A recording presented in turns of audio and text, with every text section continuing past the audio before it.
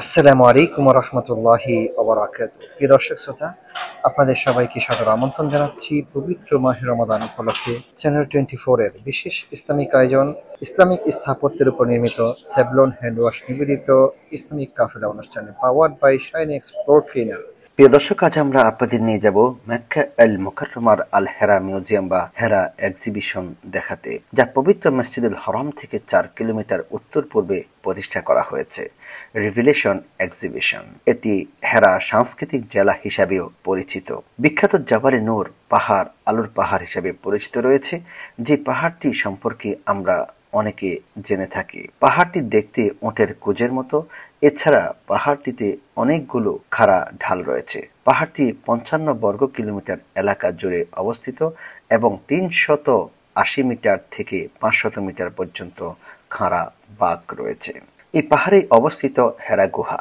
গুহাটিতে একসঙ্গে 5 জন মানুষ বসতে পারেন। এটি মুসলিমদের জন্য গুরুত্বপূর্ণ একটি স্থান, কারণ এর সঙ্গে জড়িয়ে আছে রাসূল সাল্লাল্লাহু আলাইহি ওয়াসাল্লামের স্মৃতি এবং ইসলামের ইতিহাস।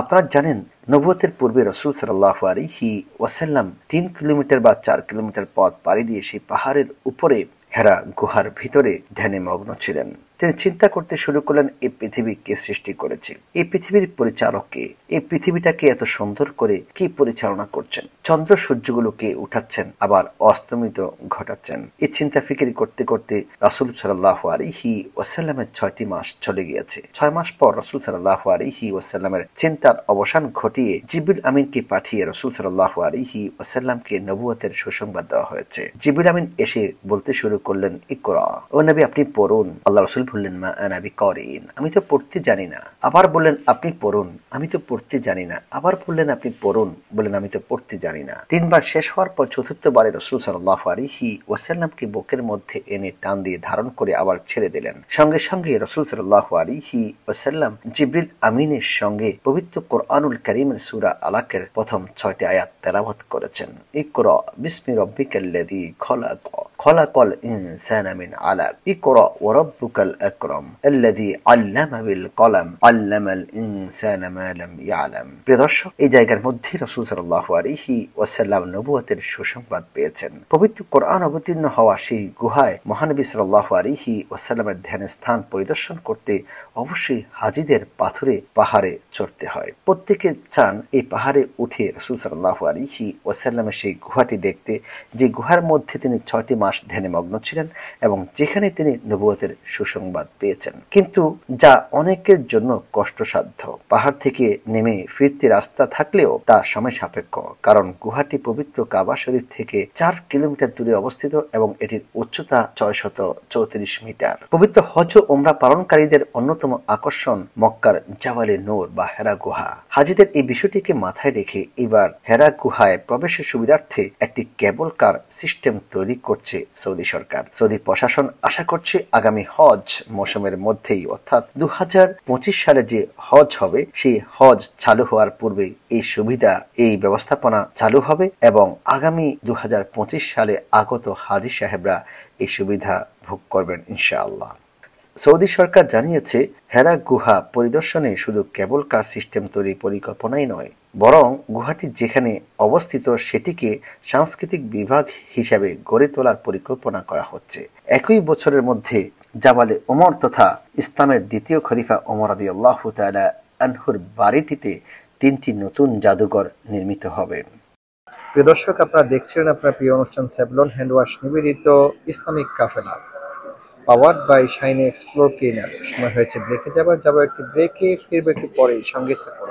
প্রিয় দর্শক, বিরতির পর আবারও স্বাগত জানাচ্ছি পবিত্র মাহে রমাদান উপলক্ষে চ্যানেল 24 এর বিশেষ ইসলামিক আয়োজন ইসলামিক স্থাপত্যের উপর নির্মিত সেভলন হ্যান্ড ওয়াশ নিবেদিত ইসলামিক কাফেলা অনুষ্ঠানে powered by Shine Explore cleaner.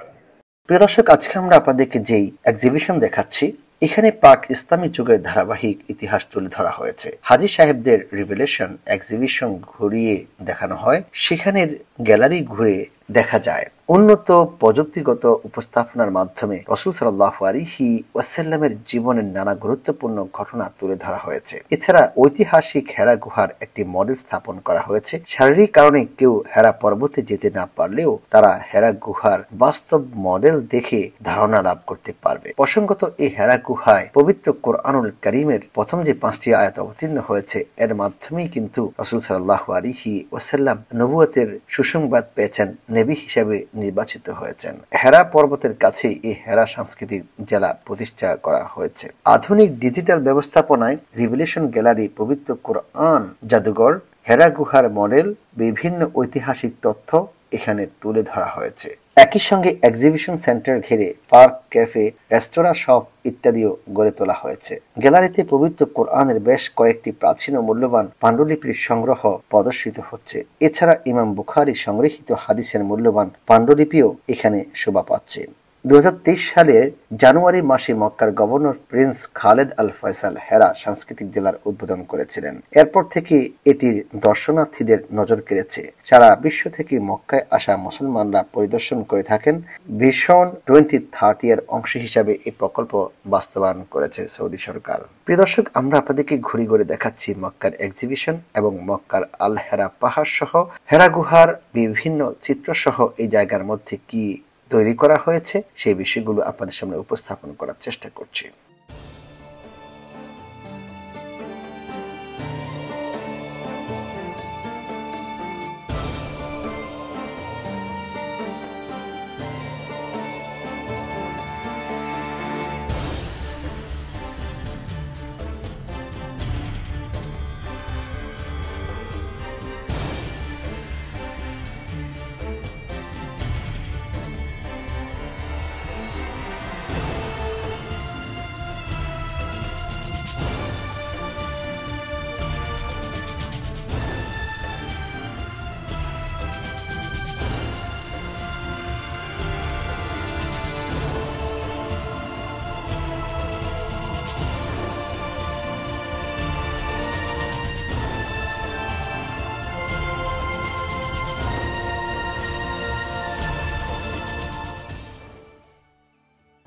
প্রিয় দর্শক, আজকে আমরা আপনাদেরকে নিয়ে এসেছি ঐতিহাসিক হেরা গুহাতে।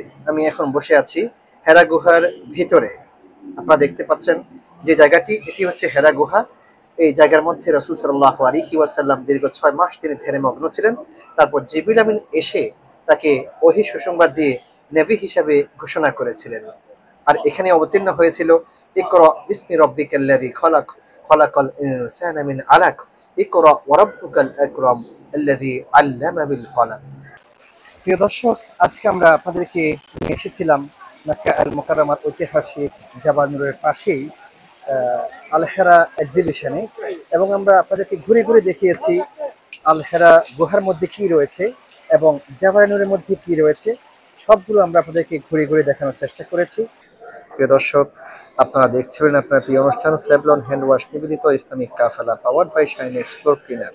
সময় হয়েছে বিদায় নেবার। আজকের মতো এখানে বিদায় নিচ্ছি। দেখা হবে আগামীকাল অন্য কোনো পর্বে। উপস্থিত হব ঠিক একই সময়ে একই চ্যানেলে। সেই পর্যন্ত ভালো থাকুন, সুস্থ থাকুন, নিরাপদে থাকুন। আল্লাহ হাফিজ। আসসালামু আলাইকুম ওয়া রাহমাতুল্লাহি ওয়া বারাকাতুহু।